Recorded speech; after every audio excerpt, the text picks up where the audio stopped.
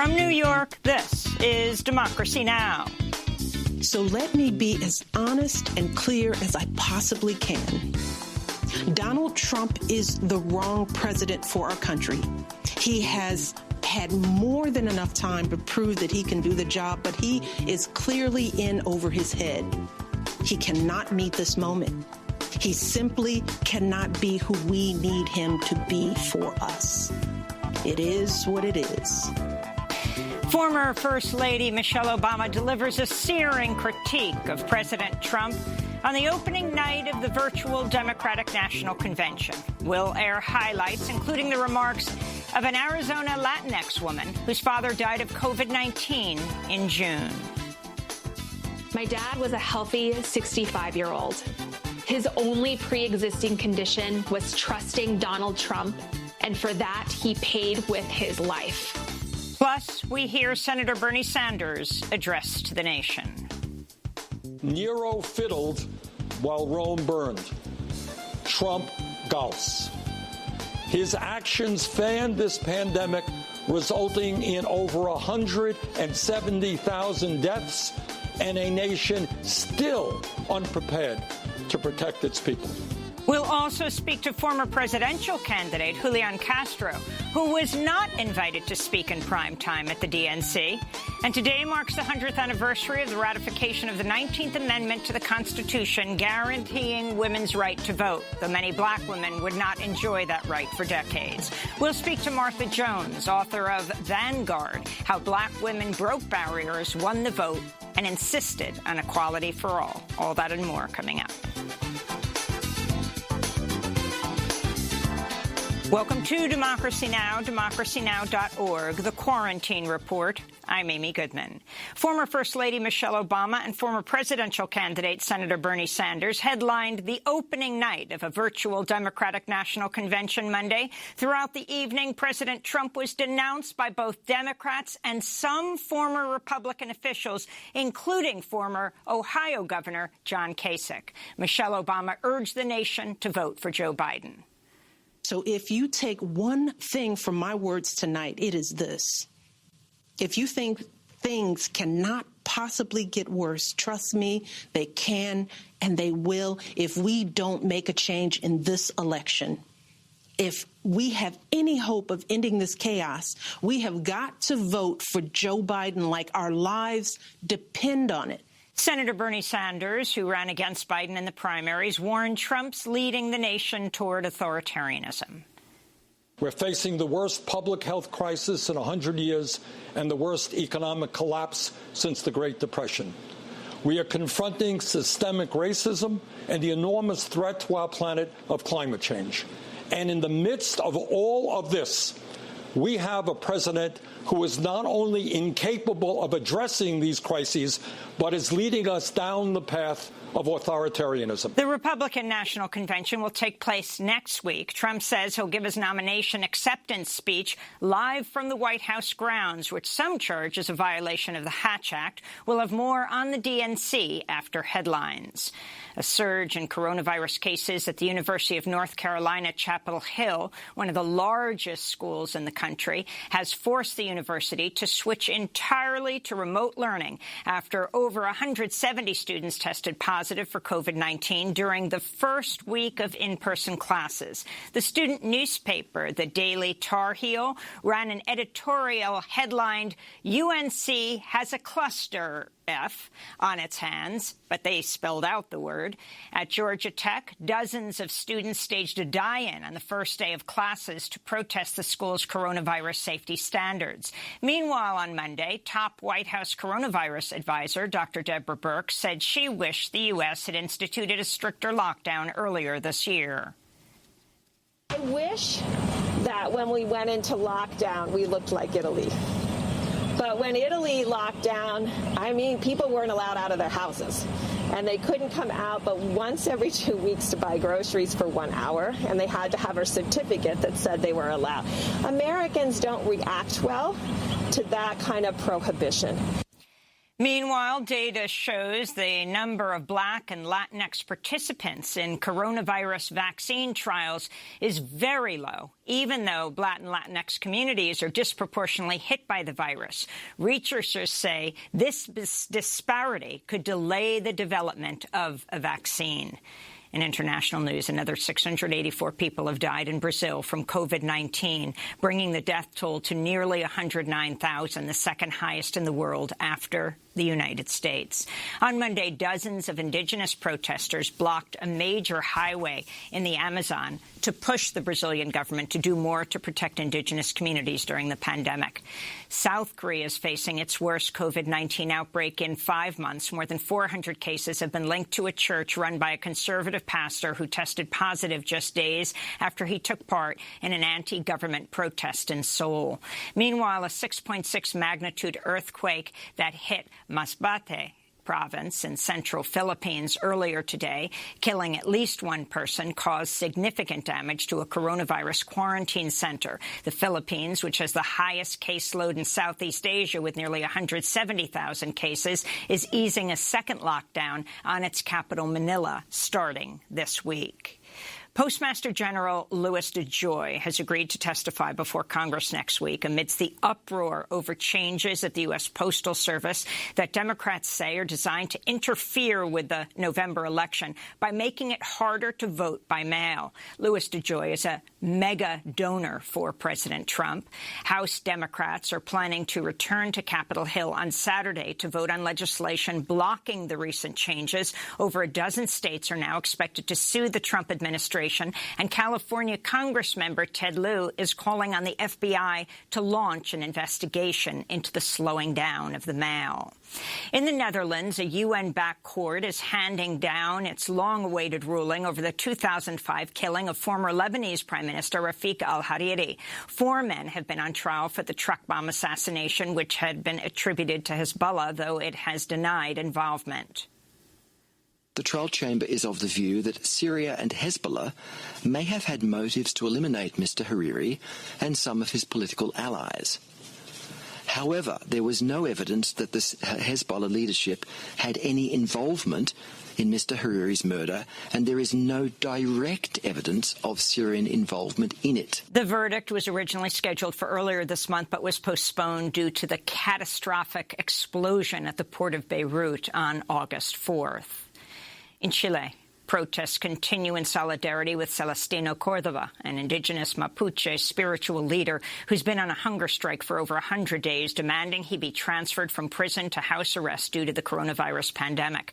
The United Nations High Commissioner for Human Rights recently sent an investigative unit to the region of Araucania to visit Cordova, who's currently hospitalized in critical condition. He's serving an 18-year sentence for his alleged role in the arson death of 2 landowners in 2013, but his defenders say the charges are politically motivated. In Spain, the royal family confirmed Monday former King Juan Carlos has been living in the United Arab Emirates since August 3rd. His whereabouts were unknown to the public since going into exile earlier this month amidst a growing corruption scandal around his involvement with a Saudi rail contract for which he reportedly received $100 million. Juan Carlos abdicated the throne in 2014 amidst another corruption scandal. He is the father of the current King Felipe. Back in the United States, the Trump administration finalized plans Monday to open up the Arctic National Wildlife Refuge, one of the world's last pristine wilderness regions, to oil and frack gas drilling. The Arctic Refuge is rich in biodiversity and has been home to indigenous people for thousands of years. The move will allow oil and gas rights to be auctioned off across more than 1.5 million acres of the Arctic Refuge coastal plains. Interior Secretary David Bernhardt is a former oil lobbyist who's been accused of ethics violations and making policy decisions that directly benefited former clients. In California, the thermometer in Death Valley hit 130 degrees Fahrenheit Sunday, which may be the highest temperature ever recorded on Earth. Scientists are working to confirm the reading, but say the increase in record-breaking temperatures around the world is due to global heating. This comes as California is battling 30 wildfires amidst a record-breaking heat wave. Scientists have found Greenland's ice sheet has shrunk past the point of return, even if global efforts are enacted to slow down the climate catastrophe. The melting of Greenland's ice is steadily pushing sea levels higher as records show the Arctic is warming at least twice as fast as the rest of the world. One of the authors of the recent study in the journal Nature Communications, Earth and Environment said, quote, Greenland is going to be the canary in the coal mine, and the canary is already pretty much dead at this point. The former chief of staff at the Department of Homeland Security under President Trump has publicly endorsed Joe Biden for president. In a video for Republican voters against Trump, Miles Taylor said Trump wanted to exploit DHS to fuel his own agenda. Things he wanted to do not only were impossible, but in many cases illegal. He didn't want us to tell him it was illegal anymore because he knew that there were, and these were his words, he knew that he had magical authorities. He was one of the most unfocused and undisciplined senior executives I've ever encountered. A warning to our audience. The following story contains graphic footage of police violence. In Minnesota, newly released video sheds light on the events leading up to George Floyd's killing by Minneapolis police officer on May 25th. The body camera footage shows then-Officer Tutau confronting a crowd of bystanders that grew increasingly vocal and angry as they watched Officer Derek Chauvin pressing his knee into Floyd's neck for over 9 minutes. Officer Tao ignored the protests of onlookers and repeatedly forced them back onto the sidewalk. Back off! He's not responsive. Get off the street before you get arrested. Okay, you would know. Get off the street. He's not responsive right now. He's not responsive right now, bro. Does he have a pulse? No, bro, look at him. He's not responsive right now, bro. Tutau and 2 other officers face charges of aiding and abetting second-degree murder carried out by Officer Derek Chauvin. In Louisiana, a parole board has set an October hearing for Fair Wayne Bryant, a 62-year-old black man who was sentenced to life in prison for the 1997 burglary of hedge clippers. Earlier this month, 5 white members of Louisiana's Supreme Court upheld the sentence, saying it was permitted by a Louisiana habitual offender law. In a scathing dissent, the court's only black member, Chief Justice Burnett Johnson, blasted mandatory minimum sentences under the law as a modern manifestation of segregationist legislation passed after the Civil War. In North Carolina, the state Supreme Court has reinstated a life sentence for Marcus Robinson, a 47-year-old black man who'd been sentenced to death for a 1994 murder. Robinson successfully employed North Carolina's Racial Justice Act to show race was a significant factor in his death sentence. And in Texas, the Austin City Council is redirecting $250,000 from its police department to support a program offering logistical services for abortion access. And those are some of the headlines. This is Democracy Now!, democracynow.org, The Quarantine Report. I'm Amy Goodman in New York with my co-host Juan Gonzalez, joining us from his home in New Brunswick, New Jersey. Hi, Juan. Hi, Amy, and welcome to all of our listeners and viewers across the country and around the world. Well, former First Lady Michelle Obama and former presidential candidate Senator Bernie Sanders headlined the opening night of the virtual Democratic National Convention Monday.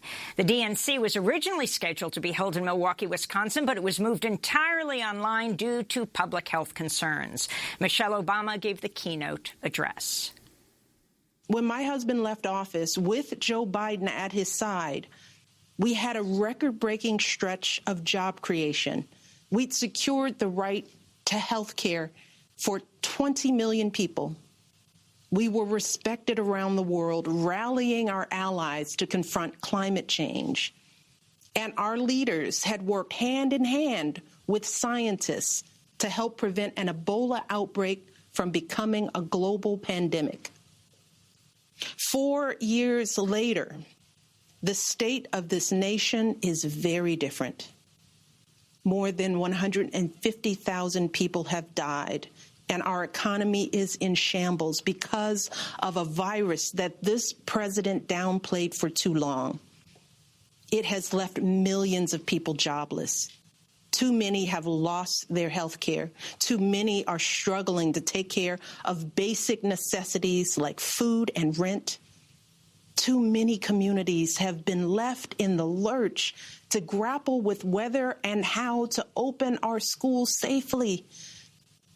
Internationally, we've turned our back, not just on agreements forged by my husband, but on alliances championed by presidents like Reagan and Eisenhower. And here at home, as George Floyd, Breonna Taylor, and a never-ending list of innocent people of color continue to be murdered, stating the simple fact that a Black Life Matters is still met with derision from the nation's highest office. Because whenever we look to this White House for some leadership or consolation or any semblance of steadiness, what we get instead is chaos, division, and a total and utter lack of empathy. So let me be as honest and clear as I possibly can. Donald Trump is the wrong president for our country. He has had more than enough time to prove that he can do the job, but he is clearly in over his head. He cannot meet this moment. He simply cannot be who we need him to be for us. It is what it is. Now, I understand that my message won't be heard by some people.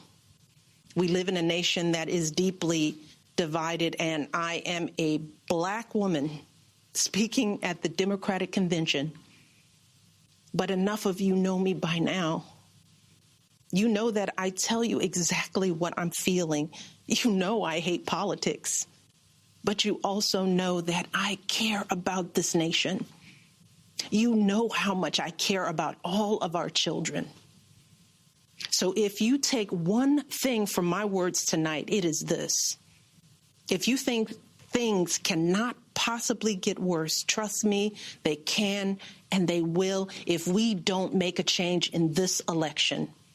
If we have any hope of ending this chaos, we have got to vote for Joe Biden like our lives depend on it.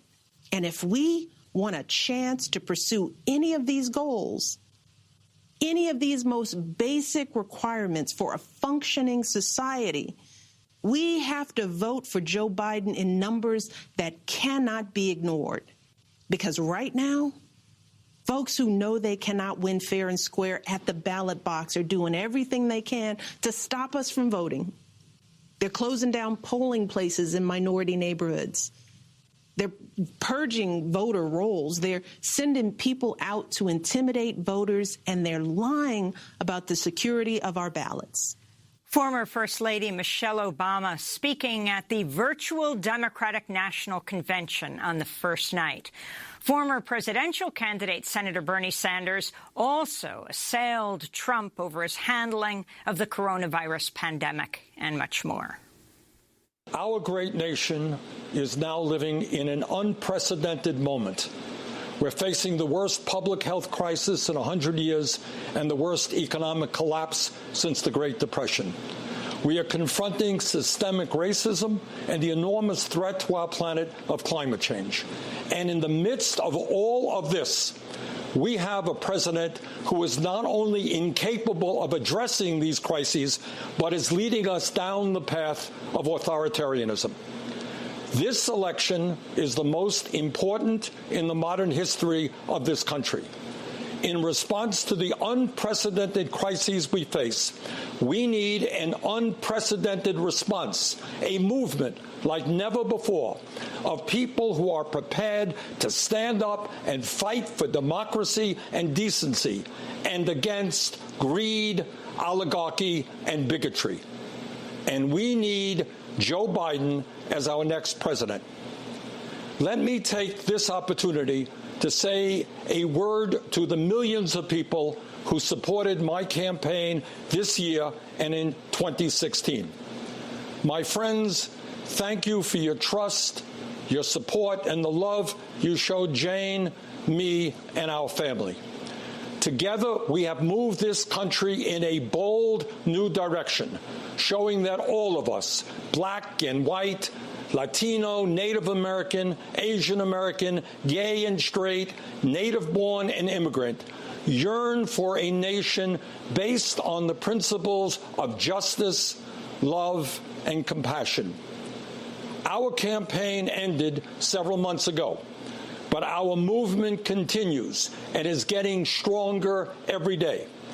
Many of the ideas we fought for that just a few years ago were considered radical are now mainstream. But let us be clear. If Donald Trump is reelected, all the progress we have made will be in jeopardy. At its most basic, this election is about preserving our democracy. During this president's term, the unthinkable has become normal. He has tried to prevent people from voting, undermined the U.S. Postal Service, deployed the military and federal agents against peaceful protesters, threatened to delay the election, and suggested that he will not leave office if he loses.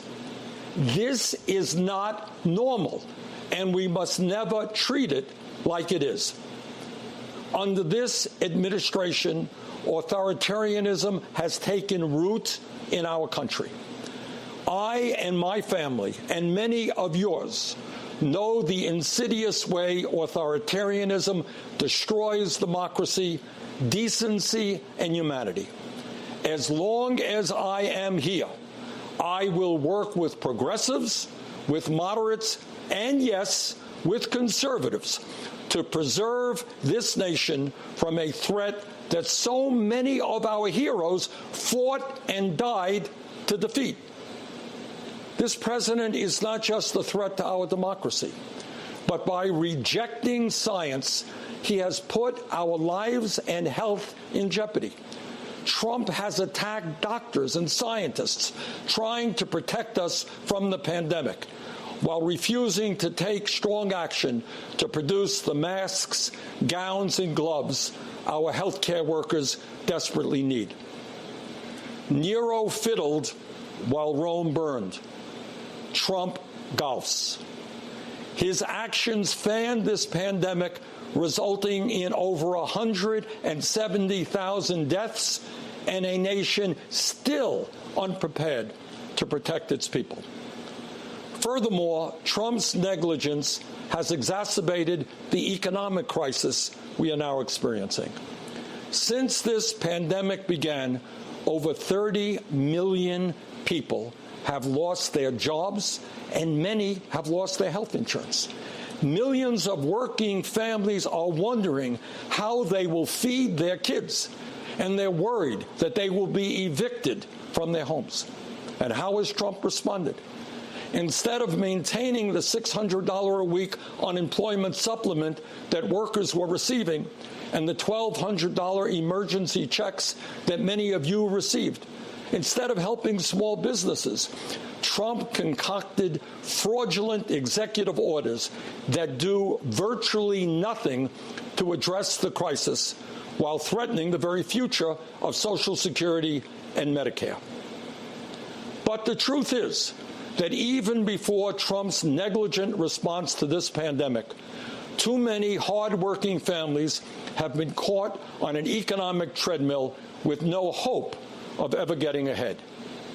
Together, we must build a nation that is more equitable, more compassionate, and more inclusive.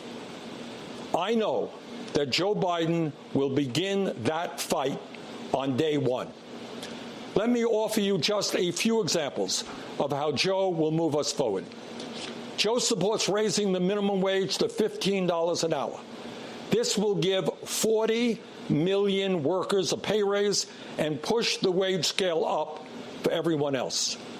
Joe will also make it easier for workers to join unions, create 12 weeks of paid family leave, fund universal pre-K for 3- and 4-year-olds, and make child care affordable for millions of families. Joe will rebuild our crumbling infrastructure and fight the threat of climate change by transitioning us to 100% clean electricity over the next 15 years. These initiatives will create millions of good-paying jobs all across our country. As you know, we are the only industrialized nation not to guarantee health care for all people. While Joe and I disagree on the best path to get universal coverage. He has a plan that will greatly expand health care and cut the cost of prescription drugs. Further, he will lower the eligibility age of Medicare from 65 down to 60. To help reform our broken criminal justice system, Joe will end private prisons and detention centers, cash bail, and the school-to-prison pipeline. And to heal the soul of our nation, Joe Biden will end the hate and division Trump has created. He will stop the demonization of immigrants, the coddling of white nationalists, the racist dog whistling, the religious bigotry, and the ugly attacks on women. My friends, I say to you, to everyone who supported other candidates in the primary, and to those who may have voted for Donald Trump in the last election, the future of our democracy is at stake. The future of our economy is at stake. The future of our planet is at stake. We must come together, defeat Donald Trump, and elect Joe Biden and Kamala Harris as our next president and vice president. My friends, the price of failure is just too great to imagine. Thank you. Former presidential candidate Senator Bernie Sanders participating in the virtual Democratic National Convention. When we come back, we'll speak to another former presidential candidate, Julian Castro. Unlike many of his rivals, he was not given a primetime speaking spot at the convention. He recently lost his mother to COVID-19, first her stepmother to COVID-19. But first, we'll hear from a young Mexican-American woman who did address the convention. She lost her father to COVID in June. Stay with us.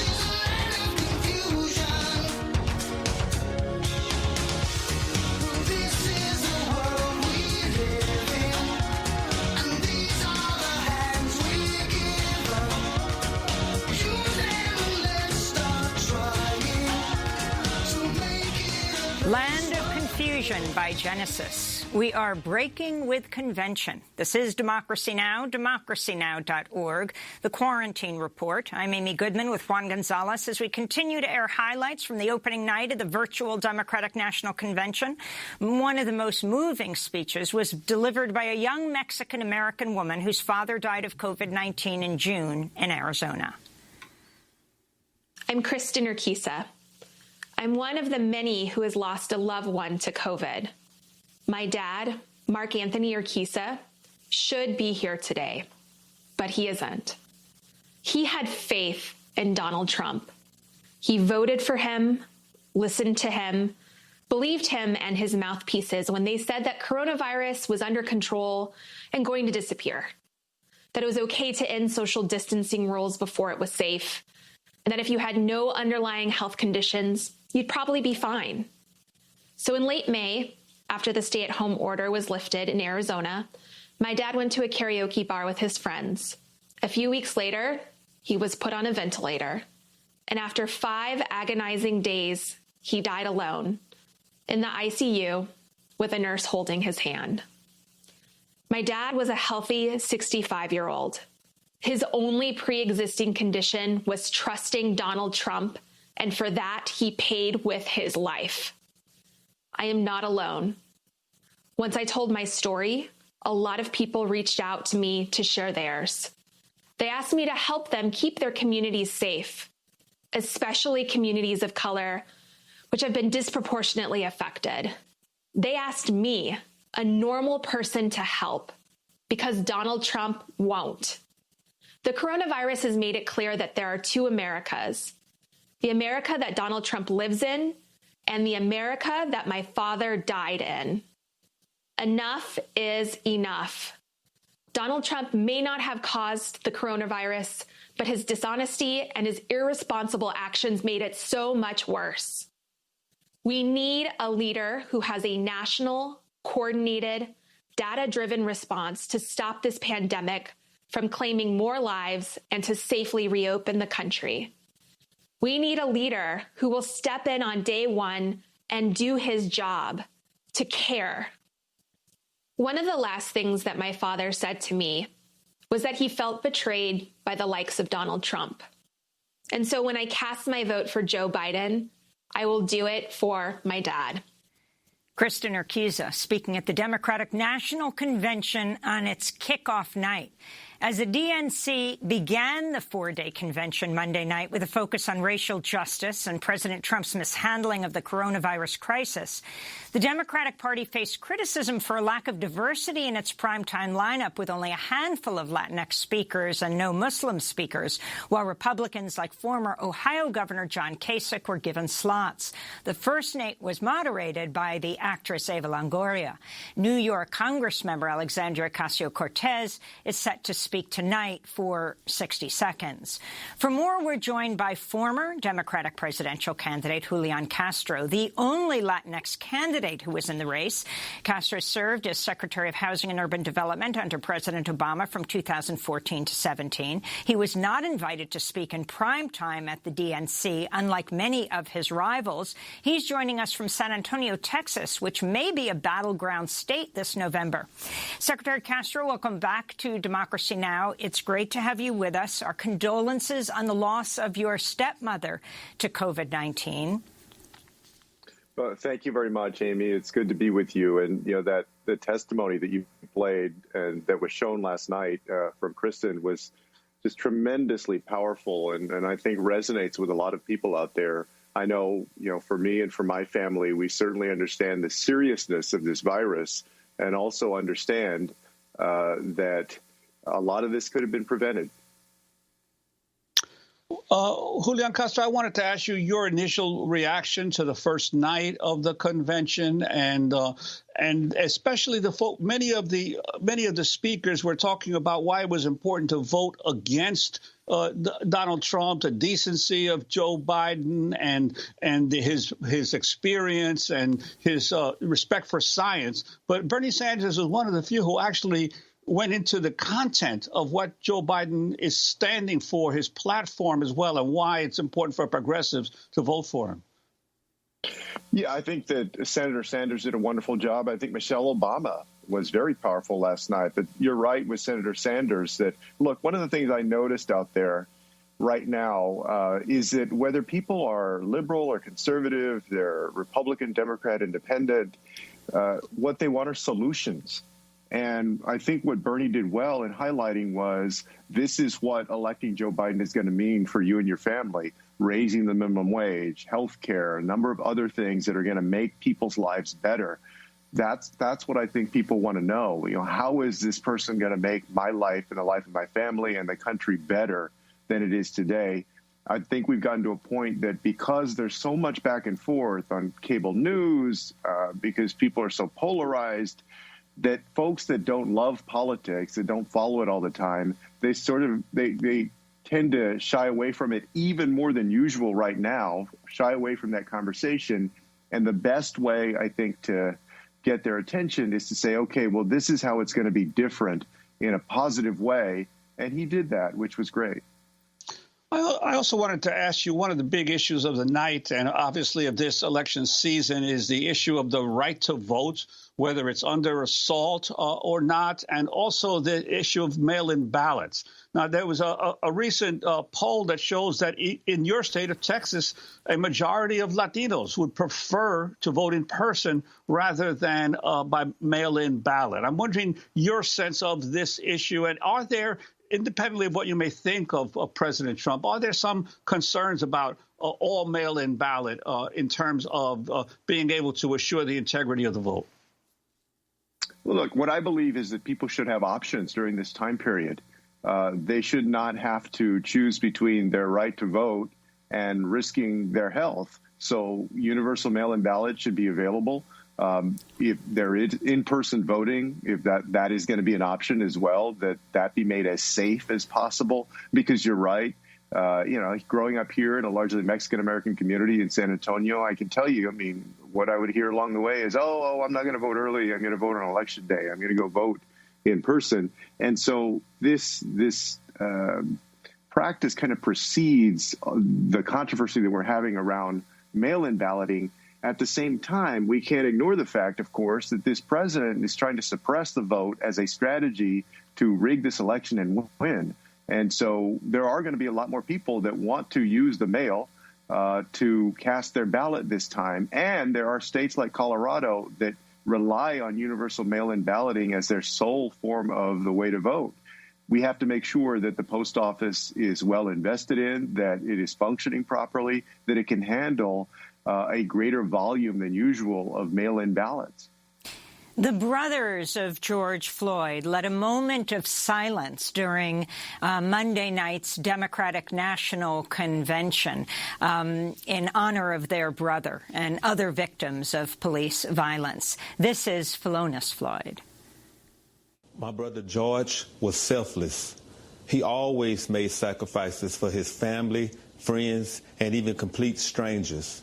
George had a giving spirit, a spirit that has shown up on streets around our nation and around the world. People of all races, all ages, all genders, all backgrounds, peacefully protesting in the name of love and unity. It's a fitting legacy for our brother, but George should be alive today. Breonna Taylor should be alive today. Ahmaud Arbery should be alive today. Eric Garner should be alive today. Stephon Clark, Tatiana Jefferson, Sandra Bland, they should all be alive today. So it's up to us to carry on the fight for justice. And with that, they went to a moment of silence at the convention. Another part of the DNC last night, Joe Biden in conversation with a number of people, including Gwen Carr, the activist and mother of Eric Garner. This is part of what they said. Most cops are good, but the fact is the bad ones have to be identified and prosecuted and out, period. Gwen, how are you doing? Oh, well, I'm doing pretty well as can be expected. You know, I'm sure that the words of George Floyd, "I can't breathe," were not new to you, and they echo in your mind every single day. 6 years ago when your son died. But we can't let this keep happening. What do you think the next thing we have to do, Gwen? Well, first of all, I know when my son was murdered, there was a big uprising, but then it settled down. We can't let things settle down. We have to go to the politicians and we have to hold their feet to the fire, because otherwise the big uprising is not going to mean a lot. So I'm just asking that if you become the president, that you make sure that we get national law as well as state and local law, especially when it comes to police brutality, because that has been an age-old problem. Well, I may be kidding myself, but I think the people are ready. I think people are ready. We just got to keep pushing. We can't let up. So that is Joe Biden speaking to Gwen Carr, the mother of Eric Garner. Julian Castro, I think you had the earliest plan for dealing with police. Can you lay that out and what you think the Democratic candidates need to do right now, what Joe Biden needs to do to deal with this critical issue of police brutality?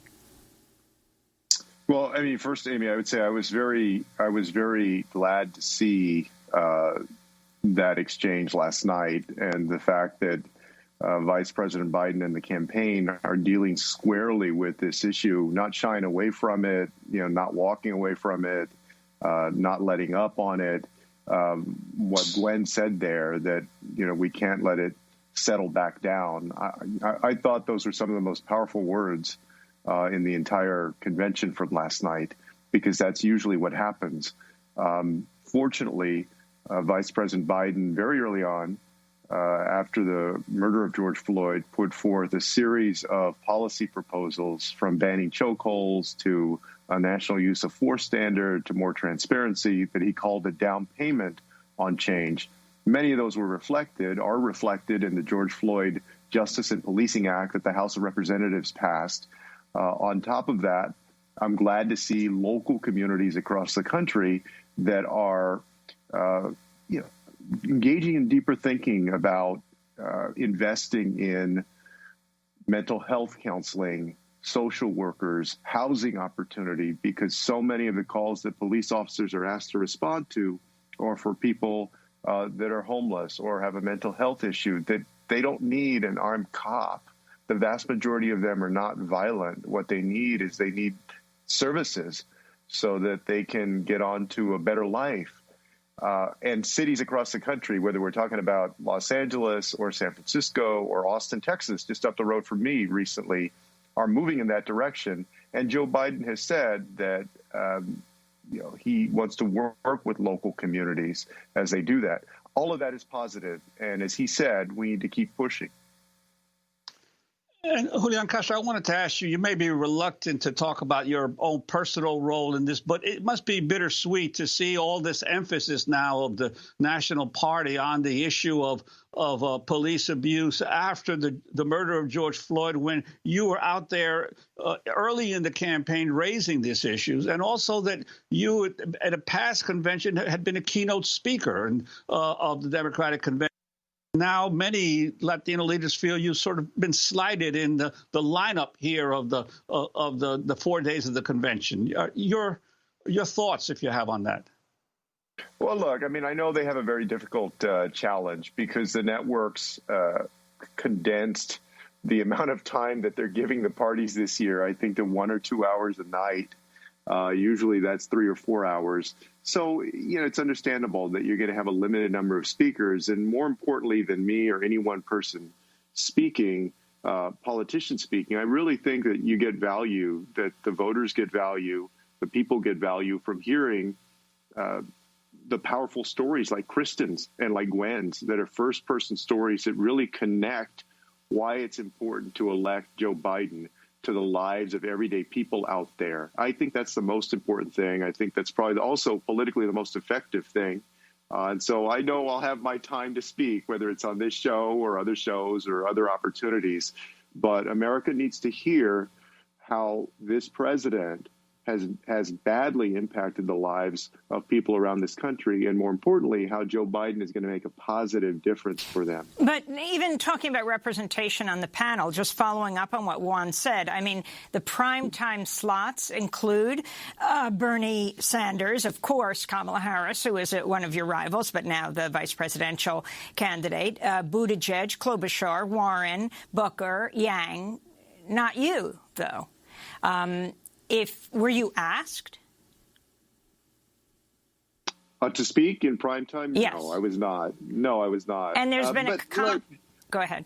I spoke a few years ago, and I had a wonderful time doing it. And, I'm going to continue to speak out on issues that matter for our country.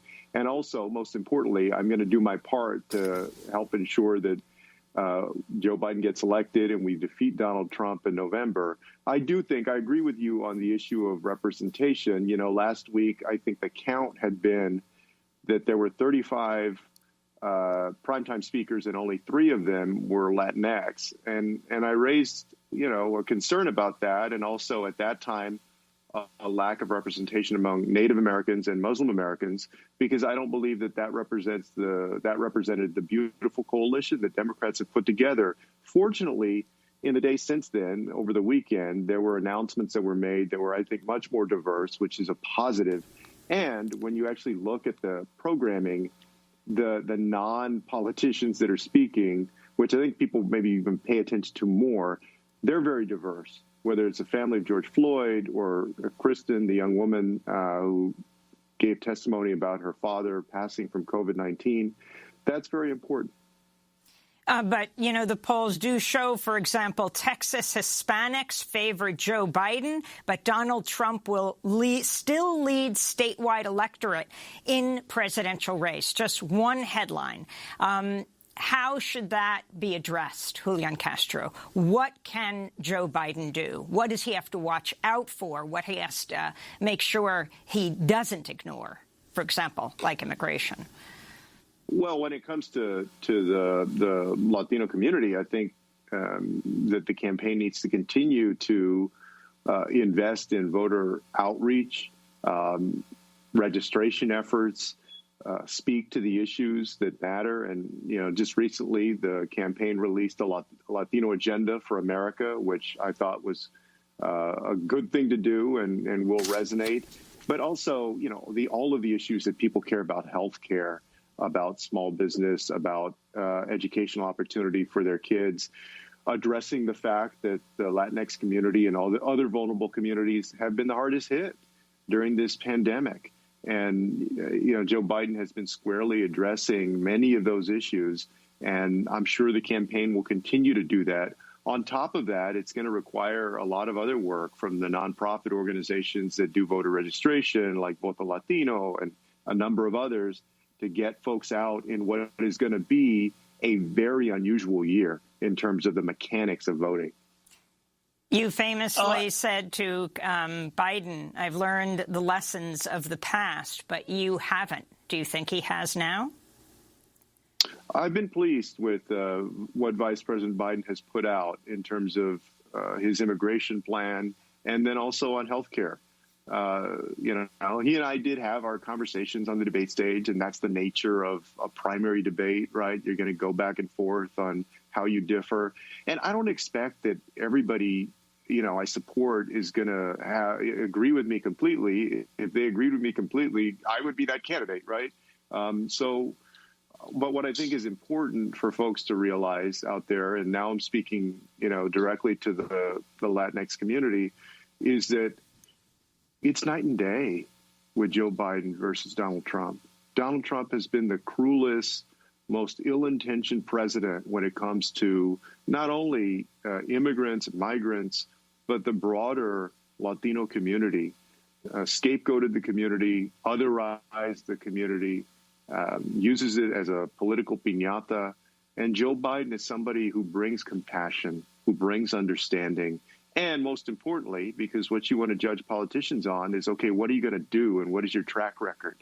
Has a track record of expanding opportunity with Barack Obama, the Affordable Care Act expanded health care to 4 million, more than 4 million Latinx folks in this country, on educational opportunity, on violence against women, on housing opportunity. I remember going to Delaware with him, I think it was Veterans Day of 2016, and marking the effective end of veteran homelessness there in Wilmington and seeing how much that meant to him. So this is somebody that is going to work to make life better for everybody in this country in a way that Donald Trump, as Michelle Obama pointed out, Donald Trump just isn't up to it and doesn't want to do it.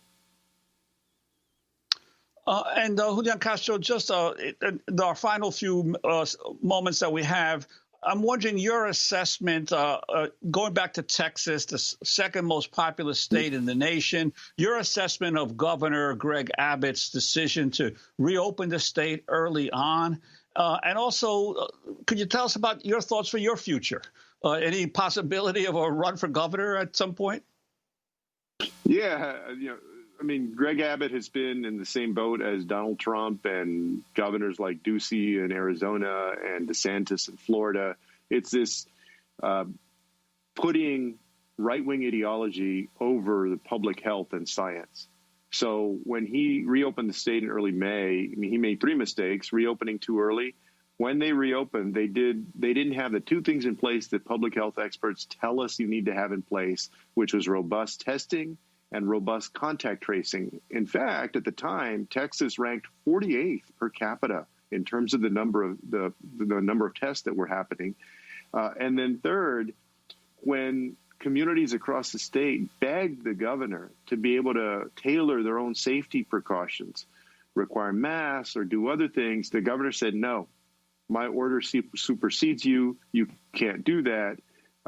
Opened up the bars and restaurants, and then basically made it worse here in the state of Texas for everybody, and has hurt the economy because of that. And admitted, for instance, that he made a mistake in opening the bars up too early. So it's just, we can't rely in the middle of a global pandemic. You cannot rely on people that are putting their own political ideology and interests ahead of basic science and the public health. That is in nobody's interest. That's exactly what Greg Abbott has done.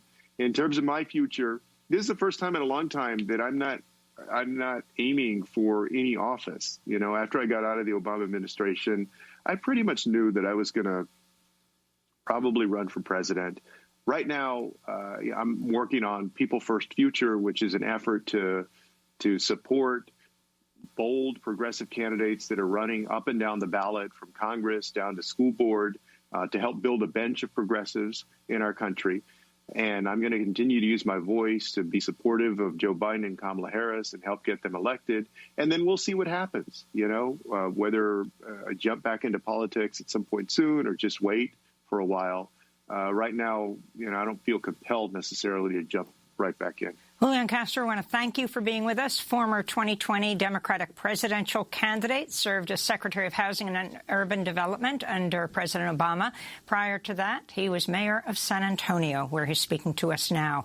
When we come back, today marks the 100th anniversary of the ratification of the 19th Amendment to the Constitution, guaranteeing women's right to vote, though many black women would not enjoy that right for decades. Stay with us. See, if I was president, I'd roll up my sleeves as I face the congregation. First thing I do is free education. And every third period, we practice meditation. Every third period, we practice meditation like a brown Robin Hood. I'd take from the rich and I'd give to the poor, so my little sister ain't gotta be hungry no more. And my first lady would be my mom, cause she smacked me at the first out of drone strikes and dropping bombs. And I'd free all my poor black and brown kids that got caught up in 3 strikes. And when they get out, they getting free bikes, so they could ride to the future, not to their past. Go to the store, get some chips with no GMO, cause my folks, we got a right to know. And if you don't know, now you know. Me gusta la lima, me gusta limón, pero no me gusta tanta corrupción. Me gusta la lima, me gusta limón, pero no me gusta tanta corrupción. If I Was President by Las Cafeteras, performing here at Democracy Now!. Their song featured during the Democratic National Convention's Hispanic Caucus meeting yesterday. This is Democracy Now! I'm Amy Goodman with Juan Gonzalez. We are breaking with convention. 100 years ago today, the 19th Amendment to the Constitution was ratified. It guaranteed women's right to vote, stating, "The right of citizens of the United States to vote shall not be denied or abridged by the United States or by any state on account of sex." But the 19th Amendment was not implemented equally. Many states created laws to continue to deny women the vote, and African-American women were subjected to the same Jim Crow laws that had already been used to deny the vote to African-American men. For more on this and how the movement for women's suffrage was connected to the movement to abolish slavery, we're joined by historian Martha Jones, author of the forthcoming book, Vanguard, How Black Women Broke Barriers, Won the Vote, and Insisted on Equality for All. She recently wrote an op-ed in the New York Times headlined, "Tackling a Century-Old Mystery, Did My Grandmother Vote?" She's the Society of Black Alumni Presidential Professor and Professor of History at Johns Hopkins University. Professor, welcome back to Democracy Now! Did your grandmother vote? Tell us her story and how that fits into this day, the day of the 100th anniversary of the ratification. I was finishing Vanguard and I realized I didn't know my grandmother's story, and this sent me on a whole new quest. I looked for her in St. Louis, Missouri, where she lived in 1920, and Black women were coming to the polls in important numbers to combat the rise of residential segregation in that city, but I couldn't find her there. I followed her to Greensboro, North Carolina, where she and my grandfather began a college, Bennett College, for African-American women in 1926. I couldn't find her there. The records of women's early votes in North Carolina haven't survived, and I couldn't tell that story.